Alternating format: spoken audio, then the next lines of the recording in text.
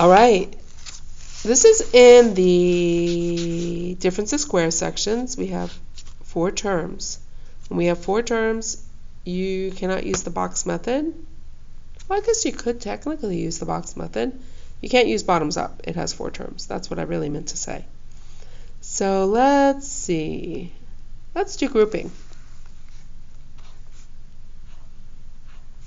I just grouped our first 2 and our last 2. 2m to the third, m to the second. M to the second would be your largest, and you have 2m plus 1. Negative 50m minus 25. We're going to pull out 25. That goes into 50. And we're pulling out the negative as well, so that's going to be positive. All right.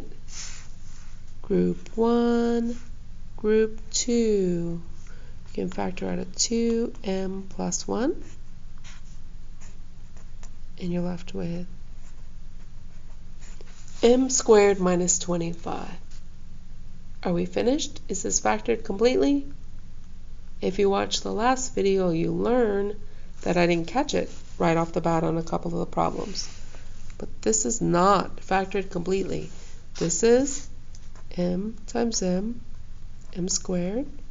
25 is 5 times 5. So we have difference of 2 squares. Our first factor, he stays part of the answer, and we factor that guy. There, now we're done. It's factored completely. And remember, I made a big deal in class about if you can recognize this, it's going to speed up your factoring. Instead of doing a times c, factors a negative 25, that add up to 0, and doing the box or doing whatever method you like the best, you can recognize difference of 2 squares, things are going to go a lot faster. All right, let's go ahead and do number 4 on page 53. We have 4 terms again, so let's do grouping.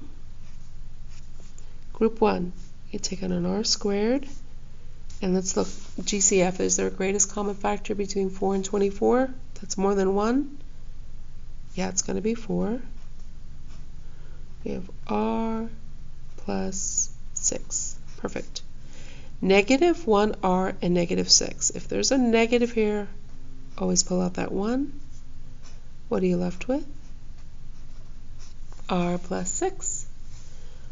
Group 1, group 2. They both have an r plus 6. 4r squared minus 1 is left. 4r squared, that still has a square on it. It's going to factor it. 4 is 2 times 2. 1 is 1 times 1. R squared is r times r. And we do indeed have a difference. So a subtraction problem. Yes. There you go. Factored completely.